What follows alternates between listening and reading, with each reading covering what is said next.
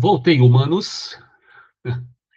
Humanos e humanas, seres humanos. Voltei. Humano demasiado humano. Continuamos no capítulo 1. Agora o aforismo 19. Aforismo riquíssimo, né? Riquíssimo. Vou ler aqui o aforismo, tá? E lembrando que agora tem minutagem. O Pai Livros está minutando. Vamos lá, hein? Aforismo 19, título O Número. Nietzsche continua atacando a ciência agora, a crítica à ciência. Vamos lá. A invenção das leis dos números se deu com base no erro. A mesma coisa que ele fala da metafísica, né? Predominante já nos primórdios, segundo o qual existem coisas iguais. Mas realmente não há nada de igual.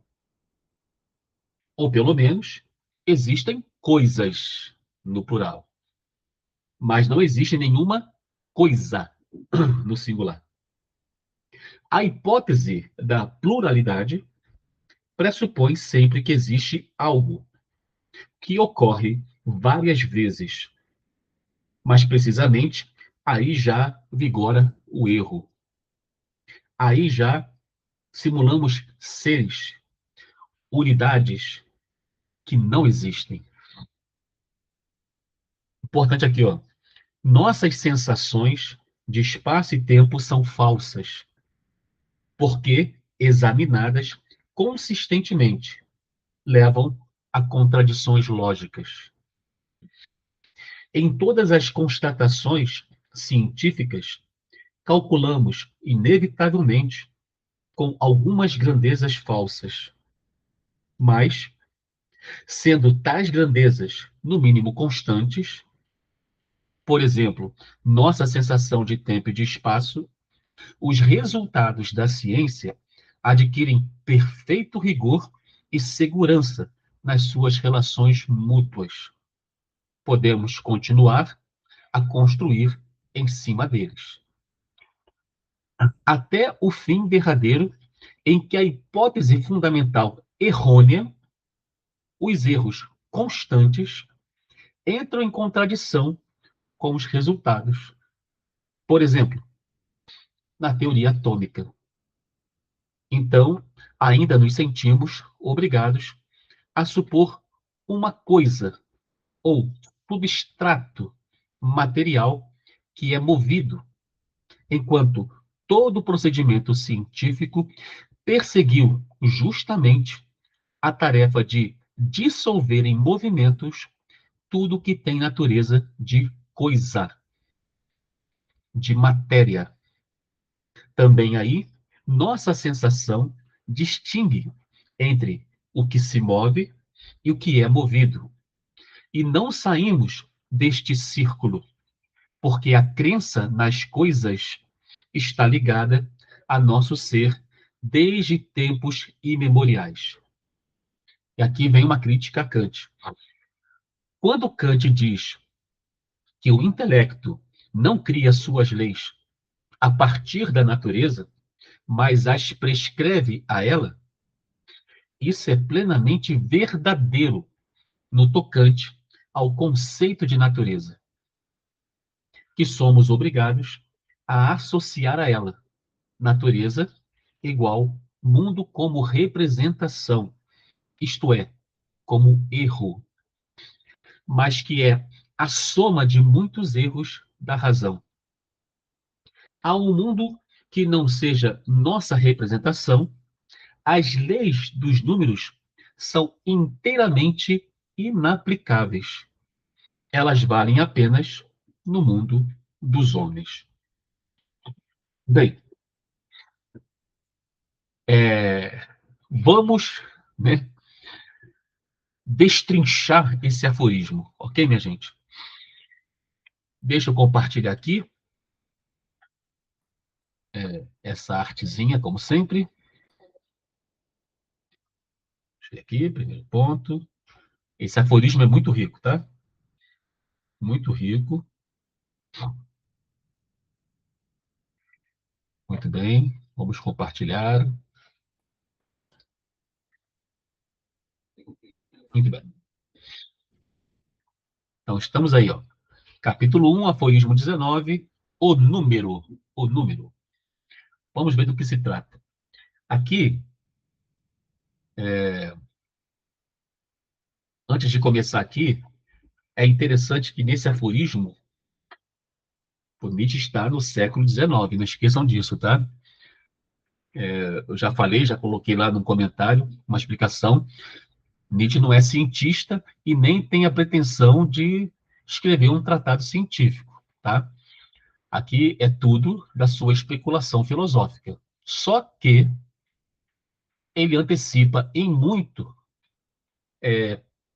a psicanálise, a ciência em geral. Nesse aforismo,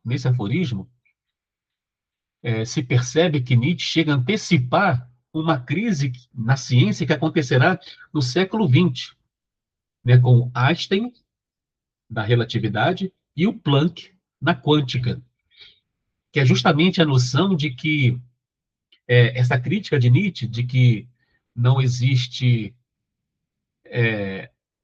não existe a coisa na linguagem dele, mas as coisas. E a sensação que nós temos disso é como se fosse uma unidade. Essa crise acontecerá no início do século XX. Então, quem quiser pesquisar sobre isso, é muito fácil. Bota lá, a crise científica do século XX, a partir de Einstein e Planck, né? Sobre questões na própria ciência que estavam como que consagradas, tá? Sobre espaço, tempo, mutabilidade, imutabilidade, entendeu? Então, Nietzsche, nesse aforismo, e em toda a sua obra de forma geral, né, ele já antecipa muito das crises que virão no futuro, né? No futuro próximo, que Nietzsche morre em 1900, né? Muito bem, vamos começar aqui, né? Vamos começar aqui nossa brincadeira. Vou botar uma nova cor. É porque mudou aqui, não mudou a tela. Vou botar uma nova cor, vamos ver se essa cor é boa. Essa é boazinha. Essa cor até que é boazinha. Tá bom. Então aqui, vamos lá. A origem dos números e a ficção da unidade. Tá aí, ó. A ficção da unidade. Como Nietzsche também não acreditava na igualdade, né? Não existe nada igual. A gente vai ver, já começar a ver isso aqui, né? Mais explícito, né? Então, aqui, ó, a invenção das leis dos números se deu com base no erro, predominante já nos primórdios, segundo o qual existem coisas iguais, mas realmente não há nada de igual. Ou pelo menos existem coisas, ok, mas não existe nenhuma coisa. Isso aqui é aquela questão, né, de aforismo passado sobre a substância, sobre a essa coisa seria aquilo que identifica as coisas, ou seja, a coisa seria imutável, mas isso na concepção metafísica, tá? A concepção tradicional da metafísica, que já perdura por mais de 2000 anos. É a crítica de Nietzsche, né? Então, a hipótese da pluralidade pressupõe sempre que existe algo que ocorre várias vezes. Mas, precisamente, aí já vigora o erro. Aí já simulamos seres, unidades que não existem, tá? Vou fazer aqui um comentário e depois eu acrescento mais alguma coisa. Ó, pode poder contar 1 mais 1 igual a 2. A mente humana precisa admitir que existem unidades idênticas na realidade. Por exemplo, ó, se você conta 2 laranjas, precisou antes ignorar todas as diferenças microscópicas atômicas de peso e formato entre elas, tratando-as como iguais. Ou seja, o que a gente está falando? que na natureza não existe nada idêntico a outra coisa. Só que a nossa percepção é que existem coisas idênticas na natureza.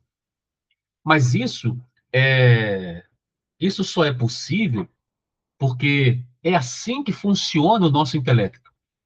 Ele precisa, né, como tá aqui, como ele diz aqui, né, ele precisa, olha lá, ignorar todas as diferenças microscópicas atômicas. Então, por exemplo, quando você vê 10 laranjas, você ignora as diferenças que tem entre uma e outra. Elas são semelhantes, mas não são idênticas. Mas só que nós, quando vamos analisar as laranjas, a gente transforma todas elas numa unidade chamada laranja. E isso com tudo. Qual o problema disso? O problema disso é o seguinte, é que quando você tem essa percepção da realidade, você comete um erro. Esse erro vai ser por onde nós vamos entender o mundo. Então, todas as vezes que nós vamos tentar entender o mundo, seja pela metafísica, pela ciência, o que seja, ele já começa no erro, achando que existem coisas idênticas na natureza. Então, todos os cálculos, toda a ciência que surge disso, já surge com esse erro. Ou seja, a ciência não capta o que realmente o mundo é. Então, ela vai fazer o quê? Ela vai fazer uma leitura de como nós percebemos o mundo. Ou na linguagem do Schopenhauer, né? Como nós o representamos. Então, a gente, a nossa ciência, as nossas crenças, elas partem dessa representação que tem na sua origem o erro, ao que ele está querendo pontuar. Então, Nietzsche denuncia a raiz desse processo. Ó. Na natureza bruta, não existem unidades puras, nem repetições idênticas. Tudo é singular e contínuo. Cada coisa, cada coisa é única e não se repete, entendeu? É, nós inventamos as unidades e a coisa para fundar a aritmética. Então aqui a questão é o número, a aritmética. Então naquela conta simples, 1 mais 1 igual a 2. Então você pega uma laranja e pega outra laranja. Agora você tem duas laranjas. Só que você não tem duas laranjas, porque elas não são idênticas. Como é que coisas que são diferentes podem receber o mesmo nome? Ou ter a mesma compreensão como se fossem uma? Então isso é ilusório, entendeu? Não tem nada idêntico na natureza para Nietzsche, tá? Vamos lá para o segundo quadro. Vamos ver se piora ou melhora. Olha lá. A ciência como edifício sobre erros constantes. Então, se você observa esse erro já na origem, toda a ciência foi construída nesse erro. Ó, nossas sensações, olha lá, de espaço e tempo são falsas. Aqui ele já antecipa em muito as questões que virão no século XX sobre espaço e tempo, com a relatividade em Einstein. Em todas as constatações científicas, calculamos, inevitavelmente, com algumas grandezas falsas. Olha só, em todas as constatações científicas, calculamos, inevitavelmente, com algumas grandezas falsas. Então, a origem tem o erro, certo? O erro da nossa percepção. Só que as nossas constatações científicas são calculadas a partir desse erro, e não da coisa de fato, né? Mas sendo tais grandezas, no mínimo constantes, aqui vem uma coisa muito interessante nele, ó. Mas sendo tais grandezas, no mínimo constantes, por exemplo, nossa sensação de tempo e espaço é tipo assim, existe um erro, e o erro é constante. Deixa eu tentar usar aqui um termo melhor. A nossa percepção não ela não percebe o mundo como ele realmente é, mas é uma adaptação desse mundo, certo? É assim que funciona. Só que essa adaptação, ela não muda, ela se mantém. Então, a nossa percepção de espaço e tempo não muda. E é por isso que a ciência consegue trabalhar de uma forma satisfatória. Porque, por mais que seja um erro, o erro se mantém. Ele não vai mudando, entendeu? Ele se mantém constante. Aí a ciência consegue elaborar suas leis, porque essa representação que nós fazemos do mundo, ela é constante. Ela permanece desde lá de tempos remotos até nossos dias. Tá? Então, os resultados da ciência, lá, adquirem perfeito rigor e segurança nas suas relações mútuas. Podemos continuar a construir em cima deles. Entendeu? Então, o que me está falando é isso. Os nossos erros permanecem daquele mesmo jeito. É um erro? Ok, mas ele se mantém. Ele não vai mudando. A nossa percepção de espaço e tempo não muda. É essa. Então, dá para trabalhar de uma forma rigorosa, mesmo que seja um erro. Então, aqui, ó, Nietzsche faz uma distinção epistemológica interessante, né? Ó, falso na origem e rigoroso no funcionamento, que eu estou falando aqui, ó, tá vendo? Ó, nossas noções intuitivas de espaço e tempo não correspondem à essência objetiva do cosmos. Ok. Falso na origem. Ok. Agora, como essas distorções são constantes, que eu estou falando, em toda a espécie humana, a ciência consegue produzir cálculos, previsões e engenharia de altíssima precisão. Porque é constante. Pô. Essa percepção é era a mesma em 500 anos antes de Cristo, em 1500, em 2000, e será em 3000, 4000, 5000, entendeu? Então a ciência consegue trabalhar com certo rigor e com certa segurança, mas fundamentada num princípio que é uma concepção errada, né? Então, a ciência funciona com perfeito rigor, não porque toca a verdade absoluta em si, mas porque mede com coerência interna as relações entre grandezas que nós mesmos padronizamos. Aí a lógica, né? Porque a lógica trabalha com coerência. A lógica não necessariamente trabalha com a verdade, ela trabalha com a arrumação do pensamento que produz, ou melhor, que mantém uma coerência. Então, o seu resultado, né, a sua conclusão, logicamente estará correto se mantiver a coerência entre as premissas. Não necessariamente que seja verdade. Eu posso falar, todo elefante é vermelho. Joca é um elefante. Logo, Joca é vermelho. Isso não é verdade, mas é coerente com as premissas, né? Então a lógica trabalha com isso. Então a mesma coisa do nosso intelecto.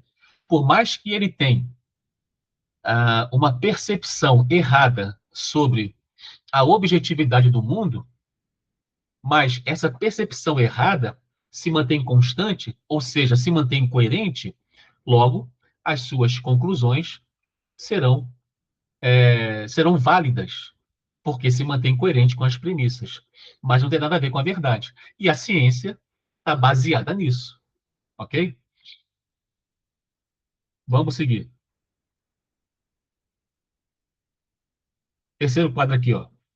O impasse, o impasse da matéria, a física que busca a coisa. Ó, até o fim derradeiro, em que a hipótese fundamental errônea, né? O erro, os erros constantes são constantes, entram em contradição com os resultados. Por exemplo, na teoria atômica. Então, isso aqui que vai ser fruto mais à frente de uma crise científica, né? O, é tipo assim, imagina a ciência chegando ao seu ápice de entendimento de, das dimensões, né, do cosmos, né, do universo. Então, é como se cada setor da ciência, com seu objeto de estudo particular, estivessem chegando no seu ápice, na sua compreensão. total daquilo. Daí vem alguns experimentos. É por isso que a gente aqui fala aqui, ó, bem antes, né?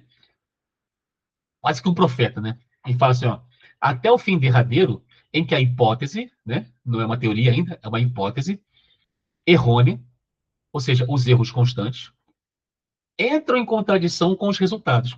Então, você vai, você vai seguindo dentro dessa compreensão, mas conforme o método científico, e quando chega no momento que essa compreensão não bate com os resultados, opa, então toda essa hipótese é invalidada. Então Nietzsche acredita que quando chegar nesse momento, aí o homem vai perceber, está errado. Tem alguma coisa errada aqui. Alguma coisa não cheira bem no reino da Dinamarca, né? Então, ainda nos sentimos obrigados a supor uma coisa, ou substrato material, que é movido, enquanto todo procedimento científico perseguiu justamente a tarefa de dissolver em movimentos tudo o que tem natureza de coisa, de matéria. Ou seja, em linhas gerais aqui, é o seguinte: por mais que a ciência nos capacite a, a nos convencer, melhor dizendo, a ciência nos convence que nossa percepção está errada, nós não conseguimos nos livrar da percepção, porque nós somos um organismo. Então a ciência pode falar o que ela quiser, nós vamos compreender que estamos no erro, ok? Mas a gente não consegue mudar a nossa percepção de espaço e tempo. Então isso é um paradoxo. A gente carrega em nós um paradoxo, né? Um absurdo paradoxal, porque a gente consegue perceber que o nosso sistema, né? O nosso intelecto não consegue captar as coisas como elas são. A gente sabe que isso está errado, mas a gente não consegue se livrar dele. E como não consegue se livrar dele, não tem como não captar o mundo se não for pelo intelecto. A gente vai construindo o mundo a partir desse intelecto.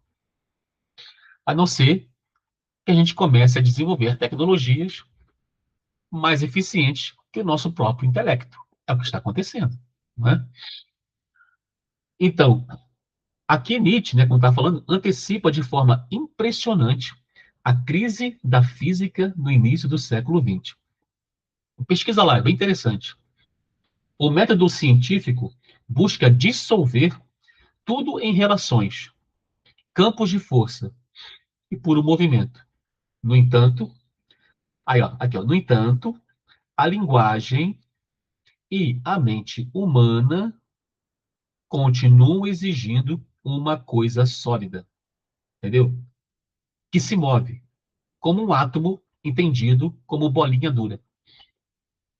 A própria teoria atômica que vai ser a base dessa crise no século XX, que é o que Nietzsche está usando aqui.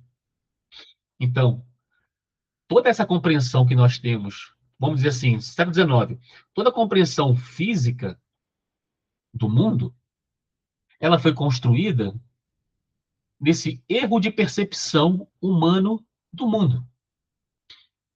Há uma necessidade de uma coisa sólida que se move. E isso por quê? Então, não adianta a ciência.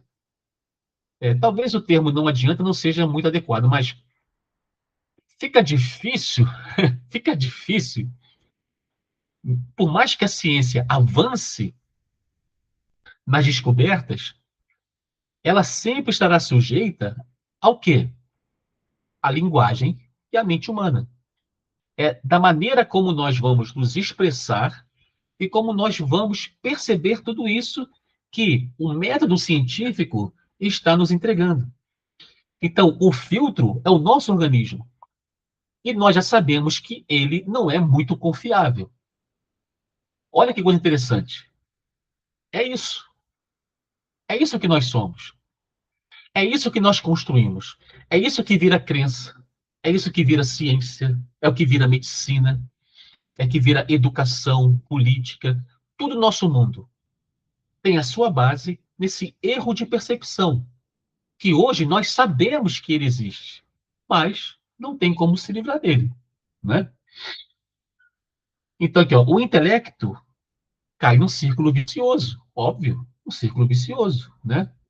Não é um círculo virtuoso, porque sua gramática básica foi forjada para enxergar objetos fixos e não puro dinamismo de forças. Então, vamos dizer que a máquina, a ciência, os experimentos, nos fala assim, ó, o que você está percebendo está errado. Não é dessa forma como você está percebendo, não é assim. É, mas eu não consigo ver diferente. Eu sei, mas é dessa forma aqui. Então, esse é o grande problema dessa confiança cega na ciência, entendeu? Não é porque Nietzsche critica a metafísica que ele vai falar que a ciência ela alcança a verdade. Não. Ele acha que a ciência é um caminho melhor que o da metafísica. A ciência nos traz uma leitura mais fiel do mundo do que as religiões, as narrativas metafísicas, fantasiosas. Isso serviu para um tempo pré-ciência, onde não havia ciência, né? Mas a ciência também está limitada ao nosso organismo, à nossa linguagem, que já foi falado em outros aforismos, né? Muito bem. E o quarto e último aqui é a crítica que ele faz a Kant. A correção crítica a Kant. Ó. Quando Kant diz, o que Kant diz? Ó, o intelecto não cria suas leis a partir da natureza, mas as prescreve a ela. O que está querendo dizer Kant? Está dizendo o seguinte, que o nosso intelecto ele não vai criar leis a partir da sua observação objetiva da natureza, porque não existe uma visão humana objetiva. O homem tem uma visão subjetiva, ok? Mas, ao mesmo tempo que ele não cria essas leis da objetividade da natureza, mas da sua subjetividade, ele vai impor as leis que surgem na sua subjetividade à objetividade da natureza. Ou seja, a maneira que eu percebo que vai ser a geradora de leis, e não de como realmente a natureza é. Só que a maneira que eu percebo a natureza e crio leis serão o que nós chamaremos de leis da natureza. Só que não são as leis da natureza. São as leis formadas na subjetividade da pesquisa científica. Esse é o problema. Então, Kant identificou isso e Nietzsche concorda. Concorda. O problema aqui é o seguinte: a crítica acontece o seguinte, que ela não está aqui tão explícita, né? Mas eu vou explicar. É, Kant acreditava que, como nós, como nós percebemos o mundo de uma forma peculiar, e não como o mundo realmente é, isso provaria que as nossas criações filosóficas, científicas, nossas organizações da sociedade, tudo isso mostrava que uma singularidade humana diante de todo o resto dos seres vivos. Como se isso fosse uma indicação de, de uma centelha divina no ser humano. Então, Nietzsche vai criticar isso. Não é que Kant fala isso explicitamente, mas Nietzsche percebe a tentativa de Kant de, ao criticar a metafísica, ele cria uma nova metafísica. Assim como Schopenhauer também fez. Ao criticar a metafísica, ele criou também um tipo de metafísica. Aí Nietzsche não, não, não conseguia tolerar isso. Como é que o sujeito descobre que a metafísica é fantasia, é um erro, e depois, como proposta, ele oferece uma nova metafísica, uma coisa mais aprimorada, vamos dizer assim, mas sem deixar de carregar esses elementos que caracterizam uma visão metafísica. entendeu? Esse é o problema. O problema de Nietzsche com Kant são as conclusões de Kant.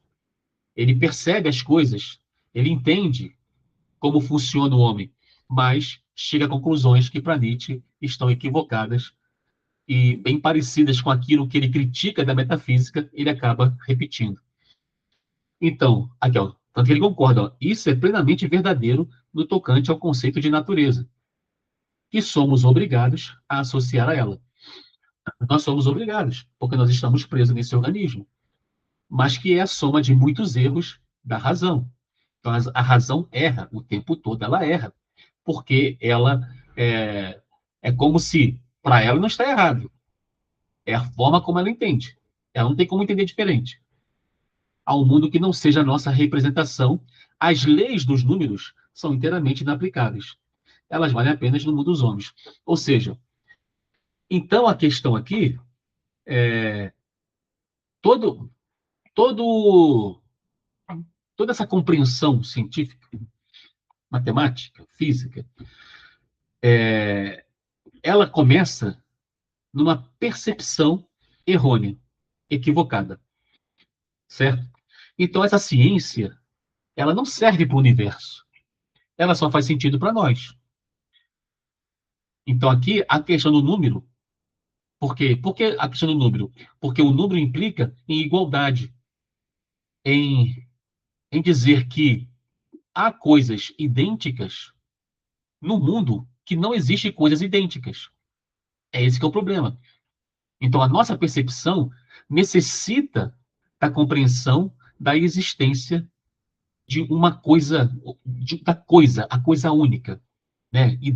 Uma identidade imutável. Ela necessita, ela precisa impor isso à natureza. Ela impõe isso à natureza, mesmo que a natureza em nenhum momento apresente isso. Então, a questão do exemplo das laranjas, né?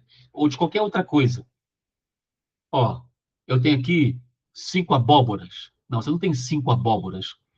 Essa é uma percepção errada. Por quê? Essa percepção, ela forçosamente ignora as diferenças microscópicas que existem em cada um desses elementos. E nós construímos toda a ciência a partir dessa percepção equivocada, dizendo que 5 coisas que não são idênticas são idênticas. Beleza? Então, Kant afirmava com solenidade que as leis da física e da matemática são princípios a priori. Olha só, que a mente humana impõe à natureza. Ok, ele não discorda disso. Ó, Nietzsche concorda com a premissa de que somos nós quem impomos essas leis, né? A gente impõe essas leis, mas retira a aura sublime do argumento. Essas leis que impomos não passam de um conjunto consolidado de simplificações e ficções antropomórficas acumuladas ao longo da evolução. Os números não regem o universo em si, apenas a relação do ser humano com a sua própria representação do mundo. Ou seja, o número só tem sentido na relação do homem com o mundo que ele inventou. É como se você criasse um jogo. Você cria um jogo, você cria as regras, e como essas regras são fixas e constantes, você pode fazer ciência, porque elas se mantêm constantes, né? Então, a partir dessa invenção, dessa percepção de como você representa tudo isso, você faz ciência em cima disso. Então, a nossa ciência não é a ciência do mundo em si, do universo em si, mas a ciência de como nós percebemos esse universo. Logo, ela só faz sentido para nós. Surgisse uma outra civilização intergaláctica, ela certamente estaria operando no universo com percepções também diferentes da nossa, porque também estaria sujeita ao seu próprio organismo. E assim com tudo que existe. E por que que Nietzsche faz essa crítica? Porque quando o homem começou a entender que essa sua característica peculiar o colocava numa situação superior, foi daí que ele começou a criar a metafísica, a criar fantasias sobre um mundo suprassensível, transcendental, como Nietzsche fala, e começa a se criar novos seres que não existem. Então surgem os anjos, o, os deuses, os orixás, né? Várias entidades das religiões começam a surgir. Por quê? Tudo se torna humano, demasiado humano. E o homem passa a ser a referência máxima de todo o universo, porque a sua compreensão é de superioridade. Né? O Agostinho fala, né? Um grande abismo é o homem. Um grande abismo é o homem. O homem é muito complexo, é muito complexo, é cheio de nuances, e que essa complexidade o aprofunda num abismo quase que inalcançável no seu núcleo. E o que aparece são superficialidades. E o homem vive atormentado com essa percepção que ele tem do mundo, que não é só dele, é de toda a humanidade, e vão se tornando regras, leis, ideologias, religiões, filosofias, ciência, né? Ele vai se pautando por essa percepção, achando que está vivendo o mundo de fato. Tá? Muito bem. Então, aqui, uma conclusão como resumo, né? É muito mais um resumo do que uma. Nada é conclusivo em Nietzsche, né? Mas então, aqui, a matemática e a física não refletem a essência objetiva do cosmos, mas operam com base em ficções indispensáveis. A crença em coisas fixas, unidades idênticas e espaço contínuo. O rigor científico decorre da constância desses erros humanos, que nos permitem ordenar e dominar o mundo que representamos, sem que essas leis tenham qualquer validade fora da experiência humana. Vale muito vocês pesquisarem sobre essa crise, né, na ciência do século XX. Botar lá as ideias de Einstein, né, as suas descobertas, os experimentos que falharam, né, que geraram essa crise, e, e depois o Max Planck, né, na física quântica. Bem interessante, tá? Muito bem. E, por fim, tem aí a questão para reflexão, que eu vou compartilhar nos comentários. E é isso aí, meu povo. Tá vendo? Como não é tão complicado, como chega a ser até divertido, né? Então é isso. Obrigado pela companhia e até a próxima. Em té.